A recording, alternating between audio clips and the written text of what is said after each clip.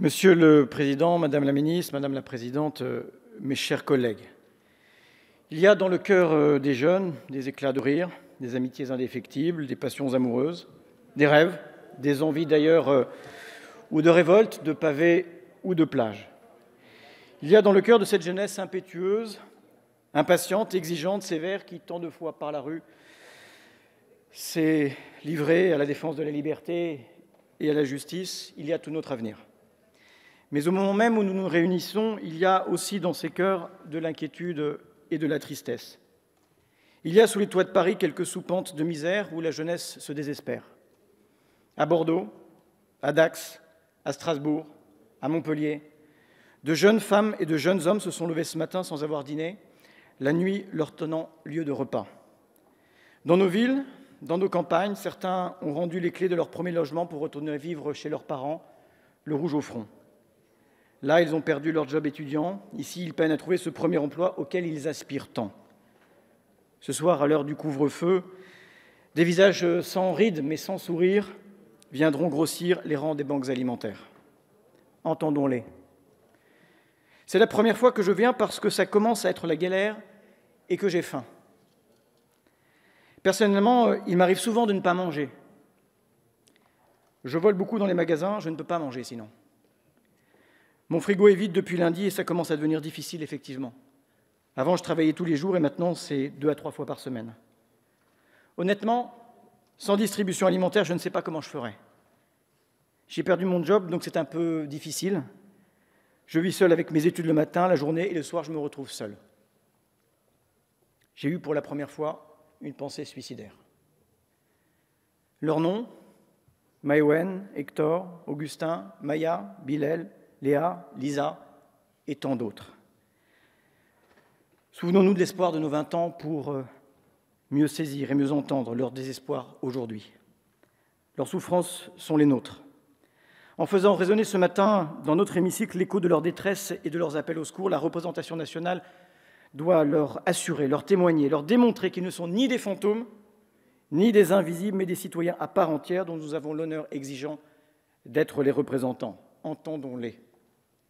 Il y a 2 ans déjà, le 31 janvier 2019, dans ce même hémicycle, Hervé Solignac, co-rapporteur de cette proposition de loi, défendait entre notre nom le travail méticuleux et patient, déterminé aussi de 19 départements socialistes autour de Jean-Luc Glaise, visant à expérimenter le revenu de base.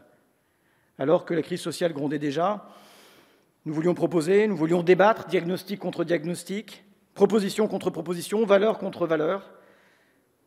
Nous nous étions alors heurtés à votre refus même de débattre. Que de temps perdu. Nous voici le 18 février 2021 au mi-temps d'une crise considérable, la plus grande depuis la Seconde Guerre mondiale, et d'ordinaire plus touchée que toute autre génération par le chômage, par la grande pauvreté, par le mal logement.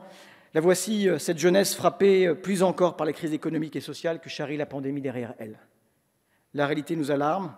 Avec les difficultés financières s'accroissent les difficultés à se nourrir, à se loger, à se soigner, à poursuivre des études, à accéder à un stage ou à un premier emploi. Le présent devient pesant et l'avenir incertain. La jeunesse s'enfonce dans la précarité et a le sentiment, parfois, de l'indifférence des adultes. Être jeune est une épreuve, un rite initiatique parfois cruel, mais quelle est donc cette nation étrange qui décide d'une majorité pénale de fait à 18 ans, d'une majorité civique à 18 et sur le plan social, les fait attendre jusqu'à 25 ans. N'est-il pas temps de revenir de ce truisme si souvent partagé? La jeunesse doit en baver. Et ses devoirs passent avant ses droits. Alors, nous revoici dans ce moment où l'histoire nous regarde, avec cette proposition d'aide individuelle à l'émancipation, avec ce minimum jeunesse comme l'écho lointain du minimum jeunesse que la nation a su instituer en 1956 et qui permit de sortir tant de nos aînés de l'indigence et de la nécessité. Nous proposons ici de répondre à l'urgence autant qu'à l'aspiration à l'égalité et à l'émancipation dans notre pays. Notre proposition, c'est d'abord le revenu de base, la fusion du RSA et de la prime d'activité fondée sur 3 principes simples. Un droit nouveau ouvert à 18 ans, un droit inconditionnel, un droit automatique. À 18 ans, comme 23 des 27 pays de l'Union européenne, pour mettre fin à cette frontière inique, inefficace et infantilisante. 18 ans au nom de la justice sociale et de l'égalité républicaine. 18 ans au nom de l'émancipation, comme filet et comme tremplin pour que convergent désir d'autonomie et aspiration à l'indépendance. 18 ans au nom de la lutte contre la grande précarité, 18 ans au nom de la confiance que nous faisons à nos enfants, au nom d'un rapport renouvelé de la nation à sa jeunesse. Inconditionnel ensuite au nom du sens profond de la protection sociale et de la nécessité d'un accompagnement social de haut niveau pour aller vers, pour amener à, dans l'esprit de la garantie jeune à laquelle nous sommes particulièrement attachés et avec laquelle nous articulons notre dispositif. L'accompagnement plus que le contrôle. L'accompagnement est un droit, il doit être un droit effectif, inconditionnel aussi parce qu'aucune étude au monde, aucune expérimentation, nulle part, et Esther Duflo, notre prix Nobel, nous le rappelle régulièrement, n'a jamais fait la démonstration de la moindre désincitation dans la recherche d'un emploi. Il nous faut revenir de ce fantasme de l'assistanat et de cette idée que la bouée entraînerait par le fond celui à qui on la jette. Tout cela est faux. Affirmons avec Jaurès qu'une fois émancipé, tout homme cherchera lui-même son chemin. Automatique enfin, car chacun en convient, nul ne peut supporter que 25% de Français ne demandent pas leurs droits, faute parfois même de les connaître et s'enfoncent dans l'extrême pauvreté. Mais notre proposition, c'est aussi une dotation universelle en capital de 5 000 €, ouvrant le compte personnel d'activité à tous les jeunes à 18 ans pour que démarrer dans la vie ne soit pas le privilège de quelques-uns. 5 000 € pour consolider ou reprendre une formation. 5 000 € pour régler une difficulté de mobilité, passer son permis, faire l'acquisition d'un premier véhicule, alors qu'un Français sur 5 a dû refuser une offre d'emploi faute de solution de mobilité. 5 000 € pour un projet d'engagement associatif, national ou international, qu'ils pourront faire valoir dans la recherche de leur premier emploi. 5 000 € pour se lancer dans un projet entrepreneurial, parce que la jeunesse ne manque pas d'imagination. Et que chacun connaît les inégalités de patrimoine qui croissent plus vite que les inégalités de revenus. Voici, mes chers collègues, le grand progrès social que nous vous proposons d'accomplir. Un grand acte de confiance, un grand acte de fraternité dans un moment qui en appelle tant. Au cœur de la crise, des voix s'élèvent, celles des associations de jeunesse, celles de nombreux partis politiques, des organisations syndicales, des acteurs de l'insertion, des associations de lutte contre l'exclusion. Avant même la crise, le revenu de base et la dotation qui composent ce minimum jeunesse avaient été demandés, exprimés, travaillés par les Françaises et les Français eux-mêmes, grâce à des consultations citoyennes. 15 000 participants dans celles qui avaient été initiées par les départements. 100 000 s'agissant de la dotation universelle dont la consultation avait été mise en place par make.org. Et notre proposition, celle que nous vous soumettons, a fait l'objet d'une consultation sur la plateforme Parlement et Citoyens et a pu recueillir 6 000 contributions. Entendons ces voix.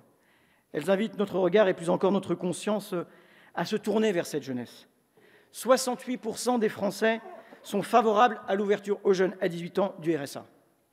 Entendons ces voix. Entendons ces voix qui s'additionnent les unes aux autres devant l'évidente et urgente nécessité. Comment nous, la représentation nationale, pourrions-nous ne pas l'entendre et agir? Nous n'opposons pas la bataille pour l'emploi. Nous croyons à l'émancipation par le travail, par un travail qui ait du sens, par un travail de qualité et qui rémunère dignement. Nous n'opposons pas la bataille pour l'emploi que vous menez et que nous soutenons avec la protection sociale. Nous ne disons pas que le gouvernement ne fait rien. Nous disons aujourd'hui que nous devons faire mieux et plus pour hisser le pays à la hauteur de la détresse qui ronge les jeunes aujourd'hui. La réponse ne peut se résumer à enjoindre aux jeunes de se bouger. À nous, aujourd'hui, de nous bouger pour la jeunesse. La souffrance de la jeunesse sera celle de tout un pays et de son avenir si nous n'agissons pas. Cette génération Covid est aussi la génération climat, celle qui manifestait il y a quelques mois encore pour la justice et la défense de l'environnement. Coincée entre une planète qui étouffe et un quotidien confiné, comment peut-on grandir le cœur léger? Cette jeunesse est pourtant la clé du monde que nous avons à construire et son sort déterminera celui de tout un pays. En cela, elle nous oblige.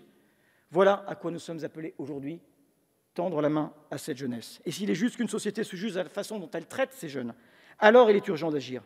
Nous ne sommes pas seulement appelés à sortir de la crise, nous sommes amenés à changer de modèle. Notre pays a déployé depuis des décennies des efforts considérables pour lutter contre la pauvreté et le dénuement complet. Il n'est pas digne ni de notre passé, ni concevable pour notre avenir de voir les rangs des banques alimentaires se grossir de cette jeunesse.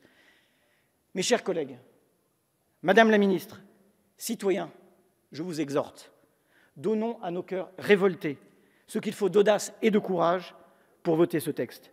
Donnons de l'audace pour sauver de l'avenir en sauvant la jeunesse. Je vous remercie. Merci.